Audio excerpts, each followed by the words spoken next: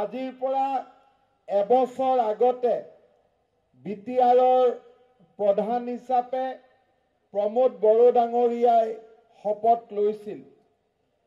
তাৰ পিছত আজি এই নতুন বিটিআৰে গৌৰৱেৰে সৈতে এটা বছৰ পাৰ কৰিলে। মই আজিৰ এই শুভ মুহূৰ্তত বিটিআৰ প্ৰধান প্ৰমোদ বড়ো আৰু তেখেতৰ সকলো সহযোগীকে অসমৰ ৰাইজৰ হৈ অসম চৰকাৰৰ হৈ এটা বছৰ পূৰ্তিৰ এই মংগলময় আৰু পবিত্ৰ দিনটোত তেখেতসকলক অভিনন্দন জনাইছোঁ। যোৱা এটা বছৰ অত্যন্ত কঠিন বছৰ আছিল। যোৱা এটা বছৰ অত্যন্ত প্ৰত্যাহ্বানৰ বছৰ আছিল। আমি সকলোৱে জানো যে বিটিআৰৰ নিৰ্বাচন হৈছিল এটা ঐতিহাসিক বড়ো শান্তি চুক্তিৰ পিছত। প্ৰধানমন্ত্ৰী নৰেন্দ্ৰ মোদী ডাঙৰীয়া, গৃহমন্ত্ৰী অমিত শ্বাহ ডাঙৰীয়া, NDFB, আপছু আৰু অসম চৰকাৰ সকলোৱে লগ লাগি বিটিআৰত শান্তিৰ এটা নতুন বাতাবৰণ অনাৰ সংকল্পৰে বিটিআৰ শান্তি চুক্তিৰ স্বাক্ষৰ কৰা হৈছিল। কিন্তু আমাৰ মাজত এচাম ব্যক্তি আছিল, যিচাম ব্যক্তিয়ে বিটিআৰৰ শান্তি সহজভাৱে গ্ৰহণ কৰিব পৰা নাছিল। তেওঁলোকে বিচৰা নাছিল যে বিটিআৰত বন্দুকৰ শব্দ শেষ হৈ যাওক।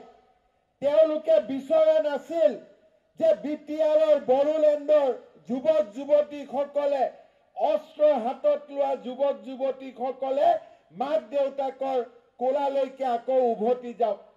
শান্তিপূৰ্ণ বিটিআৰ বহু লোকে বিচৰা নাছিল আৰু সেইকাৰণে বিটিআৰৰ শান্তি চুক্তিৰ পিছত এই চুক্তিখনৰ অপব্যাখ্যা কৰি এই চুক্তিৰ বিভিন্ন ধৰণৰ কথা বতৰা কৈ বিটিআৰখনক পোনপ্ৰথমে দুৰ্বল কৰাৰ চক্ৰান্ত চলিছিল।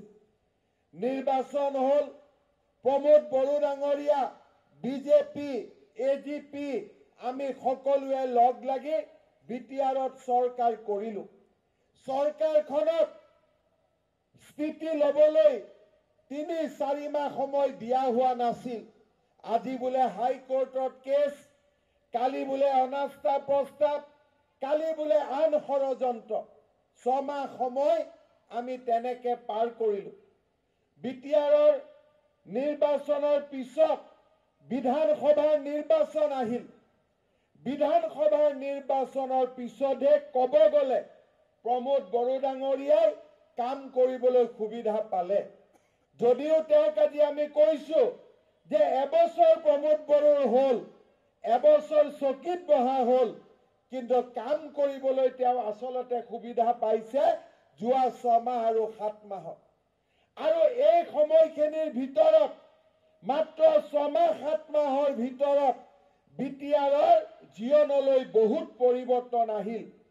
NDFBৰ যুৱকসকল ঘৰলৈ উভতি আহিল আৰু তাৰ লগে লগে যিবিলাক আন সৰু সুৰা সংগঠনৰ জন্ম হৈছিল তেওঁলোকৰ ৰাষ্ট্ৰ জীৱনৰ মূল খুঁটিলৈ উভতি আহিল।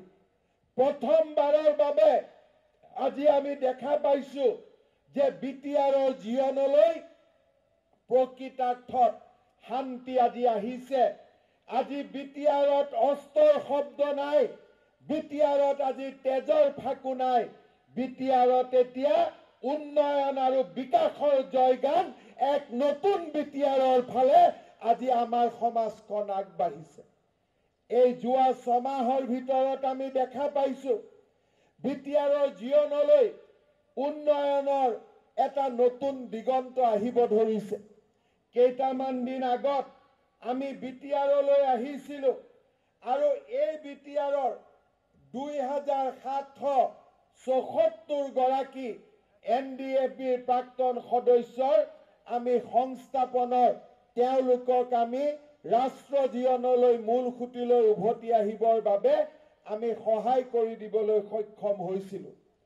আমি বিটিআৰ চুক্তিৰ পিছত বিটিআৰৰ সীমাৰ যি পৰিৱৰ্তনৰ কথা আছিল, যে বিটিআৰৰ লোকৰ স্বপ্ন আছিলে যে বিটিআৰ আৰু আগবাঢ়িব লাগে, বিটিআৰৰ আৰু প্ৰসাৰ হ'ব লাগে, সেই দিশতো আমি কমিটি নিৰ্মাণ কৰিব পাৰিছিলোঁ আৰু সকলো ধৰণৰ হিয়াৰিং আজি আমি কমপ্লিট কৰিবলৈ পাৰিছিলোঁ।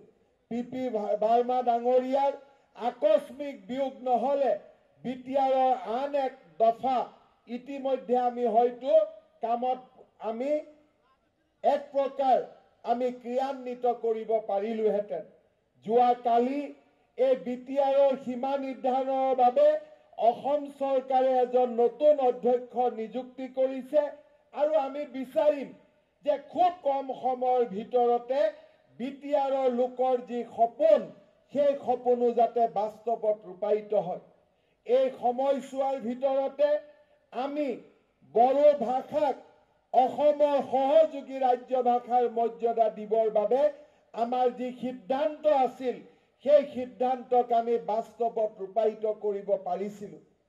বিটিআৰৰ চুক্তিৰ লগত সংগতি ৰাখি যিসকল লোকৰ বিৰুদ্ধে গোচৰ প্ৰত্যাহাৰ কৰাৰ কথা আছিল, সেই দিশতো আজি আমি বহুখিনি আগুৱাই যাব পাৰিলোঁ। আৰু আজি আমি বিটিআৰত যোৱা 6 মাহ আৰু এবছৰৰ ভিতৰত বিটিআৰৰ লোকৰ মাজত সম্পৰ্ক আমি আৰু সুমধুৰ কৰিলোঁ।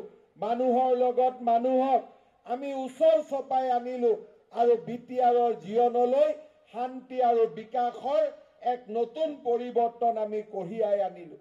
এই সময়ছোৱাৰ ভিতৰতে ৰায়মনা ৰাষ্ট্ৰীয় উদ্যান হ'ল আৰু এই ৰাষ্ট্ৰীয় উদ্যান ঘোষণাৰ লগত সংগতি ৰাখি প্ৰায় 500 চোৰাং চিকাৰীয়ে নিজৰ অস্ত্ৰ বিটিআৰ কৰ্তৃপক্ষৰ হাতত জমা দিলে আৰু আজি বিটিআৰৰ বন সম্পদ, বিটিআৰৰ প্ৰাকৃতিক সম্পদ সংৰক্ষণৰ ক্ষেত্ৰতো আজি আমি বহুদূৰ আগুৱাই যাব পাৰিলোঁ। মাটিৰ পট্টাৰ সমস্যা আছিলে, আমাৰ বিভিন্ন জনগোষ্ঠীৰ লোকৰ এটা মনত আশা আকাংক্ষা আছিলে যে মোৰ মাটিৰ পট্টন হ'ব লাগে, মই মোৰ মাটিৰ কাগজ পাব লাগে। আৰু যোৱা এই সময়ছোৱাৰ ভিতৰতে বিটিআৰ কৰ্তৃপক্ষই 4,949 জন লোকক মাটিৰ আবণ্টন দিবলৈ সক্ষম হৈছে। মই প্ৰমোদ বড়ো ডাঙৰীয়াক আহ্বান জনাম যে বিটিআৰত বাস কৰা বিভিন্ন জনগোষ্ঠীৰ লোকে যাতে ভূমিৰ অধিকাৰ পাব পাৰে, নিজৰ দেউতাক মাকৰ মাটি নিজৰ ল'ৰা ছোৱালীৰ নামলৈ যাতে হস্তান্তৰ কৰিব পাৰে, সেই ধৰণে ৰাজ্য চৰকাৰে যি মিছন বসুন্ধৰাৰ কাম আৰম্ভ কৰিছে, তেনেকুৱা এক মিছনৰ কাম বিটিআৰ কৰ্তৃপক্ষই যাতে হাতত লয়, আমাৰ থলুৱা খিলঞ্জীয়া লোকে যাতে ভূমিৰ অধিকাৰ পায়, তাৰ দিশত মই তেওঁক আগভাগ ল'বলৈ আজিৰ সভাতে আহ্বান জনাম।